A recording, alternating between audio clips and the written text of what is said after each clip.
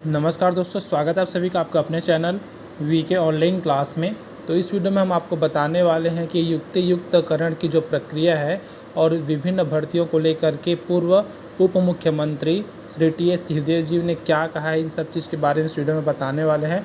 तो आप लोग लाइव देख करके यहाँ पर समझ सकते हैं, अर्थात वीडियो के माध्यम से समझ सकते हैं कि उन्होंने क्या कहा है और युक्तियुक्तकरण की प्रक्रिया को उन्होंने गलत क्यों ठहराया है।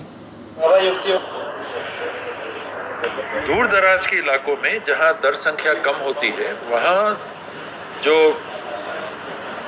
केंद्र सरकार और राज्य सरकार के निर्णय हैं कि एक निश्चित भौगोलिक क्षेत्र में आबादी को नहीं देख के, दर संख्या को नहीं देख के शिक्षा की सेवा उपलब्ध कराने के लिए एक स्कूल खोलना चाहिए। 1 किलोमीटर में एक प्राइमरी स्कूल, एक गांव के अंदर एक मिडिल स्कूल, 5 किलोमीटर में हाई स्कूल, 7 किलोमीटर में हायर सेकेंडरी स्कूल, इसका पालन होना चाहिए। क्योंकि देश में शिक्षा के गारंटी का कानून, अधिकार, गारंटी नहीं, सॉरी, गारंटी दूसरी चीज हो जाती है, शिक्षा के अधिकार का कानून लागू है। उस शिक्षा के अधिकार का बुनियादी चरण प्राथमिक शिक्षा होती है। तो उस प्राथमिक शिक्षा को, केंद्रों को बंद करना तो दूर, सरकार को चाहिए कि नर्सरी, KG1 और KG2 की शिक्षा भी प्राइमरी स्कूल में चालू करें या आंगनबाड़ी में चालू करें। एक फॉर्मल शिक्षा की व्यवस्था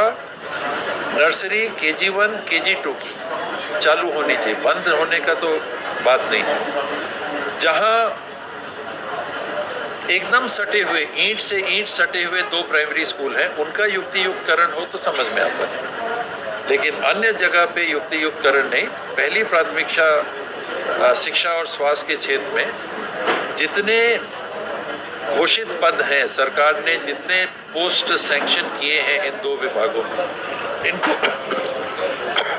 पहली प्राथमिकता में संपूर्ण भरने चाहिए, किस्तों में नहीं। लोकसभा चुनाव, ये तो बड़ी जिम्मेदारी है।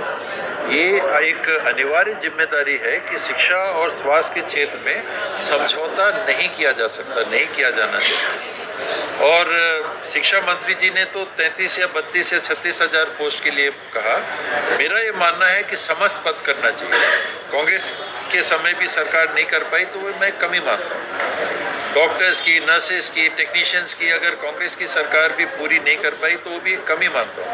कोई भी सरकार की पहले नहीं हुआ तो हम भी नहीं करेंगे, ये गलत है। पहले कोई कमी रह गई तो अब आपको मौका मिला है, आपको उसको पूरा करना है। और ये 2 विभागों में एक तरफ क्या मांग है, हमको रोजगार चाहिए। जो मंत्री जी ने कहा कि भाई सबको रोजगार नहीं मिलेगा, वो अपने अलग बात है, पर इतना तो रोजगार मिले। और उसमें भी रोजगार प्राथमिकता नहीं है मेरे नज़र में सेवा प्राथमिकता है। शिक्षा और स्वास्थ्य के क्षेत्र में सेवा उपलब्ध होनी चाहिए नागरिक को, और उसका समझिए क्या कहते हैं, एंसिलरी यूनिट मान लीजिए कि वो रोजगार भी दे रहा है हमारे युवतियों को और युवाओं को जो पढ़े लिखे हैं, जिनको वो जगह पे काम करने का मौका मिल सकता है। वो मेरे लिए दूसरी प्राथमिकता। पहली प्राथमिकता सेवा उपलब्ध कराना।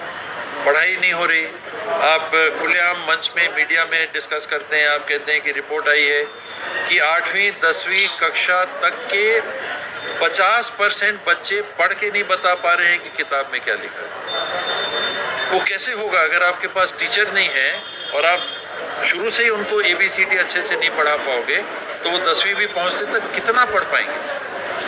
आप खुद आंकड़ों को प्रमाणित तौर पे प्रस्तुत कर रहे हैं कि हमारे देश में शिक्षा की ऐसी स्थिति है, तो वो क्यों है? इसलिए है कि वहाँ पर आपने लोगों को ही तैनात नहीं किया है। आप स्वास्थ्य की सेवा नहीं पहुँचा पा रहे। क्यों नहीं पहुँचा पा रहे? बिस्तर में उठा के लाना पड़ रहा है और दूर दूर आपको जाना पड़ रहा है। क्यों? क्योंकि जो पास का केंद्र है वहाँ पर आप पूरे डॉक्टर्स हो या स्टाफ हो या नर्स हो, उसको उपलब्ध नहीं करा पाए।